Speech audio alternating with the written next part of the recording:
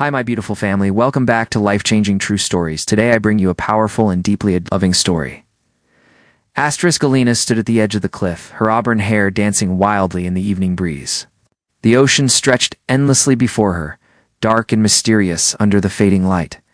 She wrapped her shawl tighter around her shoulders, not from cold, but from the emptiness that had become her constant companion. 2 years? 2 years of living in the same house with a man who felt like a stranger. 2 years of silent dinners, separate bedrooms, and conversations that never went beyond pleasantries about the weather or household matters. The manor behind her was beautiful, perched on the rocky coastline like a sentinel watching over the sea. It had been her dream home once, when she and Damien first married. She remembered how excited she had been, planning every room, choosing every piece of furniture. Now, it felt like a gilded cage, beautiful, but suffocating. She turned back toward the house, her bare feet making soft sounds on the stone path. The garden she had created over the past year was her only solace. Roses climbed the ancient stone walls, their petals glowing softly in the twilight. Lavender bushes released their calming scent, and jasmine vines twisted around the iron gates. This was her sanctuary, the one place where she could pretend everything was normal, where she could lose herself in the simple act of nurturing life. Inside her small studio at the back of the property, canvases lined the walls. Paintings of the ocean in all its moods, of storms and sunsets, of waves crashing in calm waters reflecting starlight. Each one was a piece of her heart, expressing what she could not say aloud. Art had always been her refuge, but lately even painting felt hollow. How could she create beauty when her own life felt so broken? Damien was away again, as he had been for most of the past 2 years. Business trips to the city, he said. Important meetings, crucial deals. Alina no longer asked questions. She had learned that caring led to disappointment, and hope was more painful than resignation. He would return late Sunday evening, and they would resume their careful dance of avoidance. 2 people sharing space, but not life. She prepared a simple dinner for herself, eating alone at the large dining table that could seat 12. The silence in the house was oppressive, broken only by the ticking of the grandfather clock in the hallway and the distant sound of waves. She cleaned up mechanically, then retreated to her bedroom, the one she had claimed as her own after the first year of their silent war. Sleep came slowly, as it always did. Alina lay in the darkness, listening to the house settle around her. She thought about leaving, as she did every night. She had the means. Her paintings sold well in galleries along the coast. She had inherited money from her grandmother. Nothing tied her here except the vows she had made, vows that now felt like chains rather than promises of love. Sometime deep in the night, she woke to the sound of footsteps in the hallway. Her heart jumped. Damien was not supposed to return until tomorrow. She lay perfectly still, listening as the footsteps paused outside her door. For a long moment, there was only silence. Then, softly, a knock. Alina sat up, her pulse racing. In 2 years, Damien had never knocked on her door, never sought her out in the night, never disturbed the careful boundaries they had established. Another knock. More urgent this time. She pulled on her robe and crossed the room, her hand hesitating on the doorknob. Part of her wanted to ignore it, to let him stand there until he gave up and walked away. But something in the urgency of those knocks made her pause. She opened the door. Damien stood in the hallway, still wearing his travel clothes. His dark hair was disheveled, and his eyes held an intensity she had not seen in years. He looked exhausted, as if he had driven through the night to get here, as if something had broken in him, just as something had broken in her long ago. They stared at each other for a long moment. Alina noticed things she had trained herself not to see. The shadows under his eyes, the tension in his jaw, the way his hands were clenched at his sides as if fighting the urge to reach for her. "Lena," he said, his voice rough with emotion. "We need to talk." She almost laughed at the irony. 2 years of silence, and now he wanted to talk. In the middle of the night, without warning, without preparation. But something in his face stopped the bitter words before they could form. "It's 3 a.m, Damien." "I know." "I'm sorry. I couldn't wait any longer. If I wait, I'll lose my courage. If I wait, I'll convince myself that silence is safer." He ran a hand through his hair, a gesture she remembered from their early days together when he was nervous or uncertain. "Please, just give me an hour." 1 hour to explain everything? Elena wanted to refuse. She wanted to close the door, go back to bed, maintain the walls she had so carefully built around her heart. But she saw something in his eyes that made her hesitate. Desperation, pain, and beneath it all, a flicker of the man she had fallen in love with 5 years ago. 1 hour, she said quietly. Stepping back to let him in, he entered her sanctuary, this room he had never seen. His eyes swept over the space, taking in the paintings on the walls, sketches scattered on her desk, the books piled on every surface, evidence of the life she had built without him, the person she had become in his absence.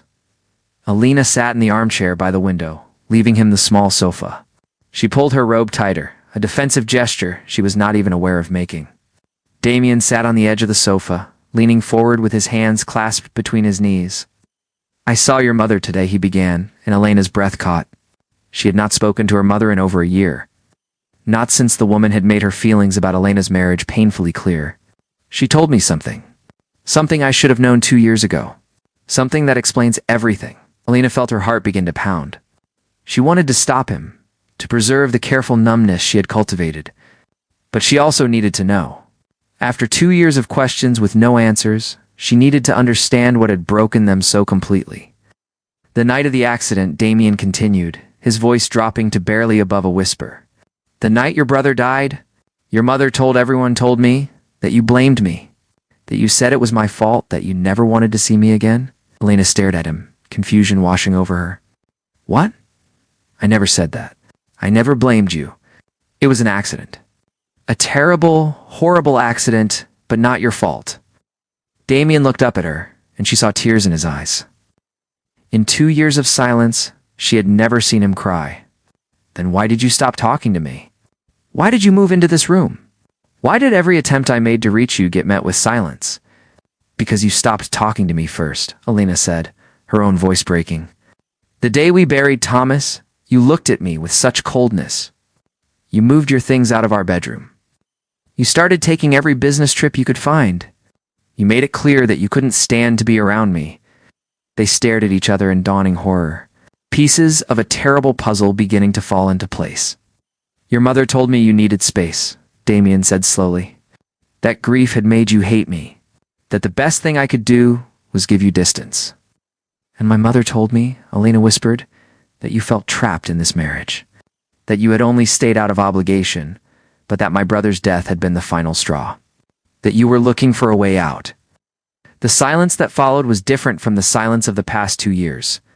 This one was filled with a growing understanding, with rage at the manipulation they had suffered, with grief for the time they had lost. "She lied to us," Damien said finally. "She lied to both of us." Elena felt tears streaming down her face. 2 years? 2 years of pain and loneliness and silent suffering, all built on lies. Her mother had never approved of Damien, had never thought he was good enough for her daughter. But to do this, to deliberately destroy their marriage, to use her own son's death as a weapon, Damien crossed the space between them and knelt before her chair. Hesitantly, as if afraid she might pull away, he reached for her hands. When she did not resist, he held them gently, his thumbs tracing small circles on her skin. "Alina," he said, his voice raw with emotion, "I never stopped loving you. Not for a single day. Every moment of silence was agony. Every night I spent away from you was torture. But I thought I was doing what you wanted. I thought I was giving you what you needed." Alina looked down at their joined hands, at the wedding ring she still wore despite everything. "I never stopped loving you either," she admitted. "But I thought you had stopped loving me. I thought I had lost you along with Thomas." The first light of dawn crept through the windows as Alina and Damien sat together, talking for the first time in 2 years. They had moved to the small sofa, sitting close, but not quite touching, as if afraid that too much contact might shatter this fragile moment of connection. "Tell me about Thomas," Damien said softly. "Tell me about that day. I only know what your mother told me, and now I realize I can't trust any of it." Elena took a deep breath, the memories painful even after 2 years. "Thomas called me that morning. He was excited because he had gotten into medical school. He wanted to celebrate, to have dinner with us. I told him to come over that evening." Her voice wavered. You were supposed to drive him home after dinner. But you got called away for that emergency meeting, remember? Damien nodded, his face gray with old guilt. The Westfield contract. I thought it couldn't wait. So Thomas drove himself home. Alina continued. It was raining. The roads were slick. A truck ran a red light at the intersection near the bridge. She wiped her eyes. The police said he died instantly. He didn't suffer. And your mother blamed me for not driving him, Damien said quietly. My mother blamed everyone. She blamed you. She blamed me for inviting him over. She blamed the truck driver. She blamed God. Elena looked at him directly. But I never blamed you, Damien. Never. It was an accident. A horrible twist of fate. Nothing more. Damien pulled her close, and for the first time in 2 years, Alina let herself lean into his embrace. They held each other as the sun rose, grieving together for the time they had lost. For the brother and friend who was gone, for the marriage that had nearly died because of lies. I need to show you something, Alina said after a while. She stood and went to her closet, pulling out a wooden box from the top shelf. I found this last month when I was cleaning out the attic. It belonged to my grandmother. Inside the box were dozens of letters, yellow with age. Alina spread them out on the coffee table. These are letters between my grandmother and my mother written over 30 years. I started reading them because I missed grandmother, because I wanted to feel close to her again. Damien picked up one of the letters, reading the elegant handwriting. What do they say? They tell a story I never knew, Alina said. My grandmother had a great love when she was young. His name was James. They were engaged to be married. But my great-grandmother didn't approve. She thought James was beneath them, not wealthy enough, not from the right family. She pulled out a letter dated from decades ago. My great-grandmother lied to them both.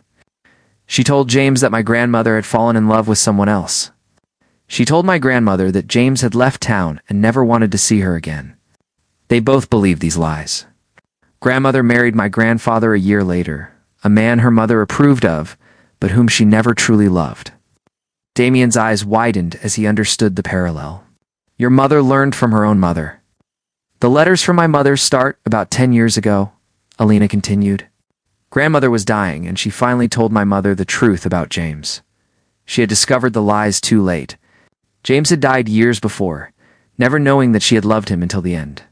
In her letters, grandmother begged my mother not to make the same mistakes, to let me choose my own path, to not interfere in my marriage, even if she didn't approve. But your mother did exactly what her mother had done, Damien said. Anger and sadness mixing in his voice. I think she convinced herself she was protecting me, Alina said. In her twisted way, she thought she was saving me from a marriage she believed would fail. She saw my grief after Thomas died, and she used it. She manipulated both of us because she thought she knew better. They sat in silence, processing this revelation. The grandfather clock in the hallway chimed 6 times, marking the start of a new day. I was so angry at you, Alina admitted. Not for Thomas's death, but for abandoning me when I needed you most. Every day you were gone, every cold look, every conversation we didn't have. It felt like you were confirming what my mother had told me, that you wanted out, that I was a burden. And I was so convinced that you hated me, Damien replied.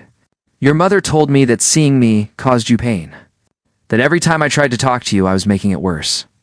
She said you were seeing a therapist who advised distance. I believed her because I was grieving too, and I felt so guilty. If I had just canceled that meeting, if I had driven Thomas home myself. You can't think like that, Alina said firmly. That way lies madness. We could play the what-if game forever. What if I hadn't invited him to dinner? What if it hadn't been raining? What if the truck driver had left home 5 minutes later? None of it changes what happened. Damien pulled her close again, and this time they both cried. For Thomas, for the lost years, for the pain they had caused each other through silence and misunderstanding. The tears were cleansing, washing away some of the bitterness that had built up over 2 years. I want to show you something too, Damien said, when they had both composed themselves. He pulled out his phone and opened his photo gallery. I've been taking pictures. Every day for the past 2 years, I thought if I documented my life, maybe someday I could show you, and you would understand that I was trying, that I never stopped thinking about you. He scrolled through the images. There were photos of sunrises from hotel rooms in distant cities, Pictures of things that had reminded him of Alina. A street musician playing her favorite song. A bookstore with a display of the poetry she loved. A garden that looked like the one she had created at the manor. Every business trip I took, I was running, he admitted. Running from the pain of being in this house, where everything reminded me of you. Where I could hear you moving around, but couldn't speak to you. But I was also always coming back. I could never stay away for long. Alina took the phone from him, scrolling through the images. She saw the loneliness in them, the searching quality. I painted you, she said quietly. Every canvas in this room, even the ones that look like they're just ocean and sky, they're all about you, about us, about what we lost. She stood and began pulling canvases from where they leaned against the walls. Damien looked at them with new eyes, seeing now what he had missed before. The storm paintings were about anger and confusion. The calm seas were about the loneliness of peace without love. The sunsets were about endings, but also about the promise of new beginnings. You're incredibly talented, he said, awe in his voice. These should be in major galleries. Some of them are, Alina said with a small smile. I've been selling them through a dealer in the city. I never told you because we weren't really talking. But I've had 3 exhibitions this past year. Why didn't I know about this? Damien asked. I would have been there. I would have been so proud. Because we stopped knowing each other, Alina said sadly. We became strangers living in the same house. We stopped sharing our lives, our dreams, our victories and defeats. Damien stood and walked to the window, looking out at the garden Alina had created. When I was growing up, my father used to say that marriage was like a garden. You have to tend it every day. Water it, pull the weeds, give it sunlight. Neglect it, and it dies. We neglected ours, Alina agreed. We let the weeds of silence and misunderstanding choke out everything beautiful. But gardens can be restored, Damien said, turning to face her. Dead things can be cleared away. New seeds can be planted. If both gardeners are willing to do the work, Alina crossed the room to stand beside him. Together they looked out at her garden, now glowing in the morning light. It won't be easy, she said. Trust, once broken, is hard to rebuild. We've hurt each other so much. I know, Damien said, but I'm willing to try if you are. I'm willing to do whatever it takes. Therapy, counseling, spending every day proving to you that you can trust me again. Alina turned to look at him, really seeing him for the first time in 2 years. She saw the man she had fallen in love with, but also someone deeper, someone tested by pain and loss. I'm scared, she admitted. What if we fail? What if we go through all of this and realize that too much has been broken? Then at least we'll know we tried, Damien said. At least we won't spend the rest of our lives wondering what if. We won't end up like your grandmother, realizing too late that we threw away something precious because of pride and fear. He reached for her hand, and she let him take it. I love you, Alina. I never stopped. I'm so sorry for every day of silence, for every missed opportunity to fight for us. I should have questioned your mother's words. I should have trusted what I knew about you, instead of believing lies. I'm sorry too, Alina said. I should have come to you directly. I should have demanded answers instead of accepting silence. We both made mistakes. They stood together in the morning light, holding hands, beginning the long process of healing. Outside, the ocean continued its eternal rhythm, waves breaking and retreating, a reminder that even the most persistent forces must sometimes pull back before moving forward again. The next few weeks were not easy. Alina and Damien moved carefully around each other, like people learning to walk after a long illness. They started small. Breakfast together each morning. A walk through the garden each evening. Conversations that gradually moved from surface pleasantries to deeper truths. Damien canceled his business trips, delegating more to his team. He worked from home, setting up an office in one of the spare rooms. Alina continued her painting, but left her studio door open, allowing Damien to see her process. Small gestures that said, we are here, we are present, we are trying. They went to therapy together, sitting in a comfortable office with a woman named Dr. Morrison who specialized in grief counseling. She helped them understand how trauma had fractured their communication, how their individual pain had blinded them to each other's suffering. Grief is isolating, Dr. Morrison explained during one session. It makes us feel like we're alone in our pain. You are both drowning, But you couldn't see that the other person was drowning too. You each thought you had to be strong for the other, so you both ended up being distant instead. My mother exploited that, Elena said bitterly. She still had not spoken to her mother since discovering the manipulation. That conversation loomed ahead like a storm cloud. Your mother acted from her own pain and fear, Dr. Morrison said gently. That doesn't excuse what she did, but understanding it might help you forgive eventually. Not for her sake, but for yours. One evening, about a month after their breakthrough conversation, Damien found Elena in the garden. She was planting new roses, her hands dirty, and her face flushed with effort. He knelt beside her, taking up a trowel to help. Tell me about your day, he said. It was a simple request, but Elena felt tears prick her eyes. Such an ordinary thing, sharing the small details of life. They had not done this in so long. I finished the commission for the Henderson Gallery, she said. A series of paintings about renewal and hope. They want to feature them in their summer exhibition. That's wonderful, Damien said, genuine pride in his voice. Will you let me come to the opening? I'd like that, Elena said. I'd like it very much. They worked together in comfortable silence for a while, the evening sun warm on their backs. Then Damien spoke again. I've been thinking about Thomas a lot lately. Remembering the good times. The time we went fishing, and he caught nothing but somehow convinced me it was the best day ever. The way he used to argue about philosophy at dinner, driving your parents crazy with his questions. Elena smiled through her tears. He would have been a wonderful doctor. He had such compassion, such curiosity about people. I think he would want us to be happy, Damien said quietly.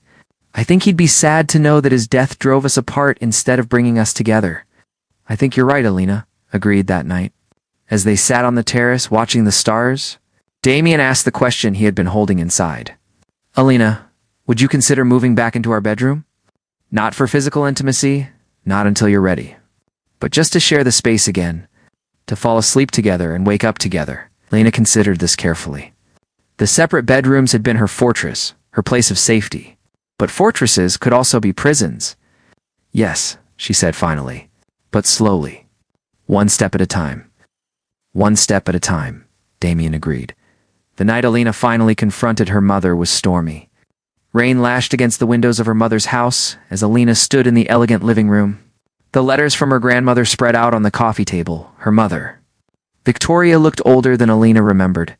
There was gray in her hair that had not been there before, and lines around her mouth that spoke of bitterness and regret. You destroyed my marriage, Elena said, without preamble. You lied to me and to Damien.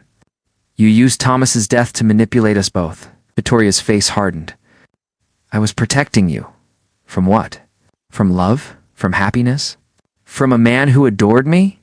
Elena's voice rose. You did exactly what grandmother begged you not to do. You read her letters. You knew what her interference cost her. And you did it anyway. Your grandmother was weak, Victoria said coldly. She spent her whole life mourning a man who wasn't worth her tears. I wasn't going to let you make the same mistake. Damien is nothing like James, Elena said. And even if he were, it should have been my choice. My mistake to make. My life to live. Victoria stood and walked to the window, her back to Elena. You don't understand. You've never understood. I watched my mother waste away, loving a ghost. I wasn't going to watch you do the same. So instead you made sure I would waste away in silence and loneliness. Elena asked. How is that better? At least you would have been free, Victoria said. Free to find someone else. Someone better. I didn't want someone else, Elena said. I wanted my husband. The man I chose. The man I loved? And you took 2 years of my life away? 2 years Damien and I will never get back. She gathered up the letters. Grandmother wrote to you about regret, about how the years she lost with James haunted her until the day she died. She begged you to learn from her mistakes, but you learned nothing, Elena, Victoria said, turning around. For the first time, there was uncertainty in her face. I thought I was doing the right thing. The road to hell is paved with good intentions, Elena said tiredly. I came here to tell you that I'm done. I'm done with your manipulation, your interference, your inability to let me make my own choices. I'm done being your puppet. You're my daughter. I will always be your daughter, Elena said. But I won't be your victim anymore. If you want a relationship with me, it will be on my terms, with honesty. with respect for my choices, and with an apology, not just words, but real change. She walked to the door, then paused. Damien and I are renewing our vows next month. A private ceremony, just the two of us, and a few close friends. You're not invited, not yet. Maybe someday if you can prove that you've learned from this, but not now. Lena left her mother standing in the elegant living room, surrounded by the trappings of wealth but isolated by her own choices. It was not a happy ending to that particular story, but it was an honest one. The night of their vow renewal was perfect. They held it on the beach below the manor, just as the sun was setting. No elaborate ceremony, no crowds of guests. Just Elena and Damien, a local minister who was also a friend, and Pedro, Elena's closest friend, who served as witness. Elena wore a simple white dress that flowed in the ocean breeze. Damien wore linen pants and a shirt with the sleeves rolled up. They were barefoot in the sand, the waves lapping at their feet. 2 years ago, Damien began, his vows written in his own hand. I lost sight of what mattered. I let fear and grief and manipulation drive me away from the person I loved most in the world. I made vows to you once before, but I didn't understand then what they truly meant. Now I do. He took her hands. I vow to talk to you, even when it's hard, especially when it's hard. I vow to trust you and to be worthy of your trust. I vow to tend our garden every day, to water it and nurture it, and never let the weeds of silence grow again. I vow to love you not just in the easy times, but in the difficult ones. To choose you every single day for the rest of my life.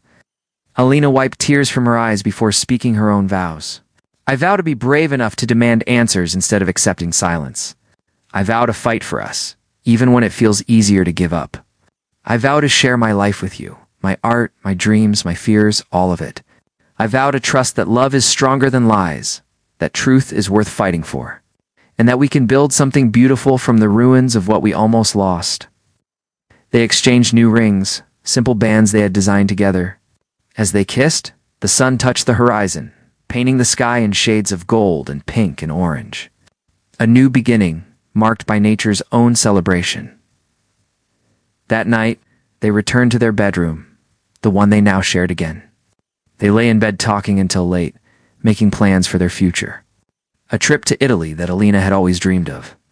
Renovating the manor to make it truly theirs. Perhaps someday, adopting a child who needed love. Tell me again, Alina said, curled against Damien's chest. Tell you what? That this is real. That we're going to make it. Damien tilted her face up to his. This is real. We're going to make it. Not because it will always be easy, but because we've learned how to fight for each other. We've learned that love requires courage and honesty and daily choice. Lena kissed him softly. I choose you. I choose you too, Damien replied. Today and every day. Outside their window, the ocean continued its eternal song. The garden rustled in the night breeze, alive and growing. And in the manor on the cliff, two people who had found each other, lost each other, found each other again, slept peacefully in each other's arms. The silent years were over. The healing years had begun. And though they both knew there would still be difficult days ahead, they faced them together.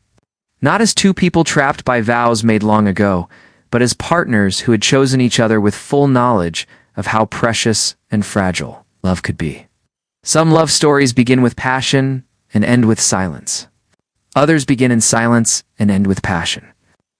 But the truest love stories are the ones that survive both. The ones where two people learn that love is not just a feeling, but a choice, made new every single day. Alina and Damien's story was one of those.